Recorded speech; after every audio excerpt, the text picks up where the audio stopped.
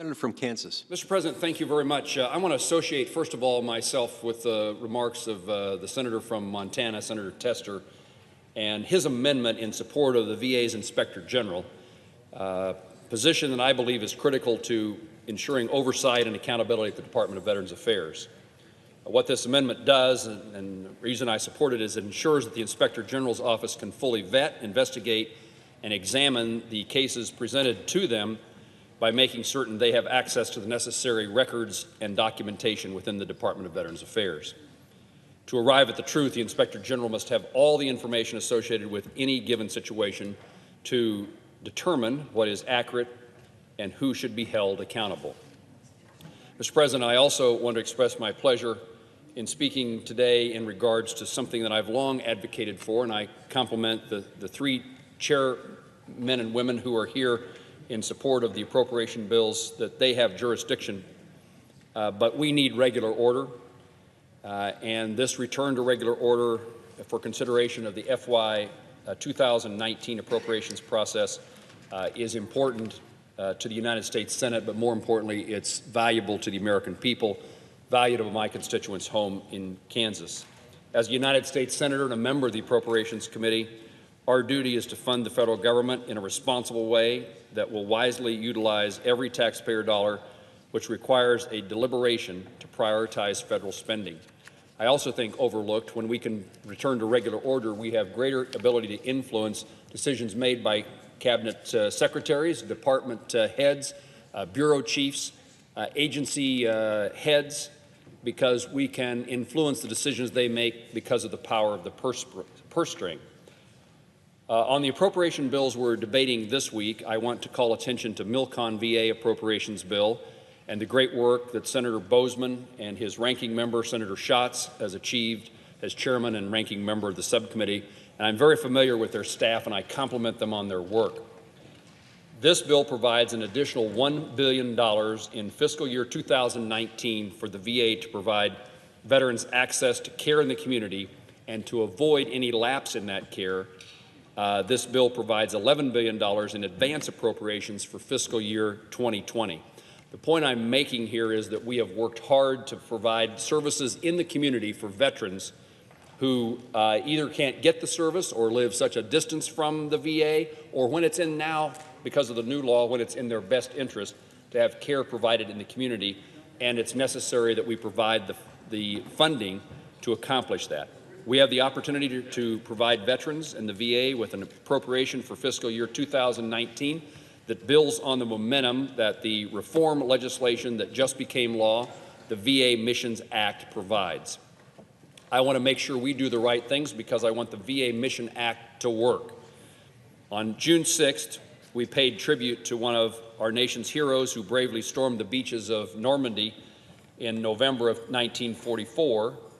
In addition, 2 weeks ago today, on June 6th, Senator Boozman and I, as well as many of our colleagues, were at the White House where we joined the President as he signed the VA Mission Act into law. The VA Mission Act represents a significant achievement in providing our nation's veterans with the access to the care that they are entitled to and that they deserve. Mr. President, just as I urge my colleagues to support that VA Mission Act, I call on my colleagues to support the appropriations for implementation of that reform, of those reforms contained in that legislation. It is critical that we do so to make certain that veterans can rely on community care programs that meet their needs and offer access to the care they deserve. The Mission Act delivers several critical reforms that the funding provided in this bill will enable the VA to carry out and build on. Particularly helpful for the appropriations process, it requires the department to submit routine strategic plans to Congress and develop a multi-year budget process to better forecast future needs and requirements.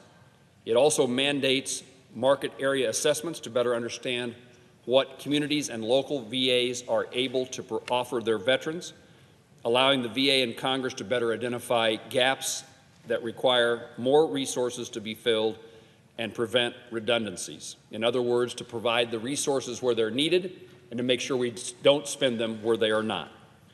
As my colleagues are aware, the VA has faced several budget shortfalls in recent years. We've been here on the floor often And I've spoken about this numerous times. Unfortunately, it's had to require our attention numerous times. The VA has been unable to estimate how much money they will need to provide care in the community through the Choice Act, and this legislation requires them to a process by which they can accurately forecast those needs, particularly when it comes to that care in the community.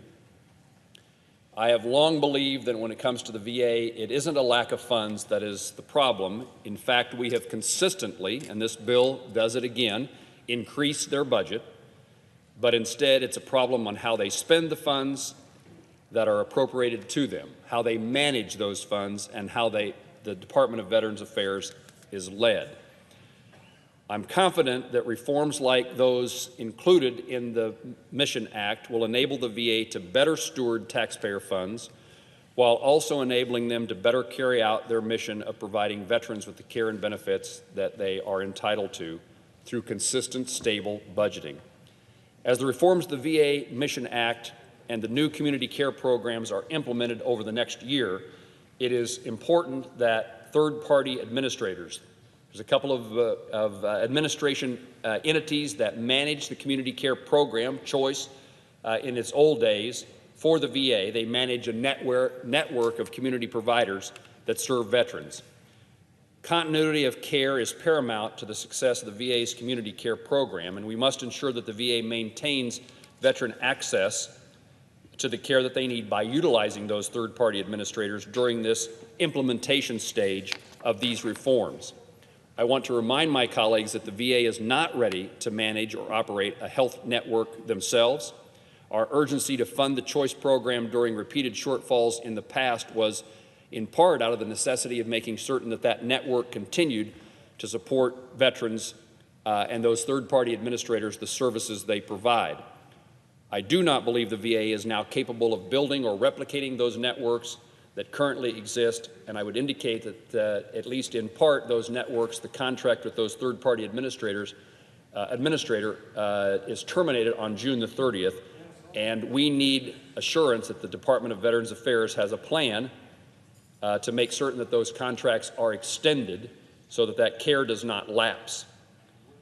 This next year must be focused on the implementation of the Mission Act and readying the VA healthcare system for its transformation.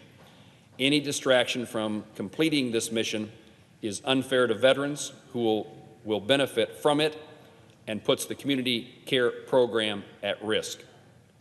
So our work on the Mission Act and a community care program is in jeopardy if the Department of Veterans Affairs declines or is unable to renew contracts to keep the network in place.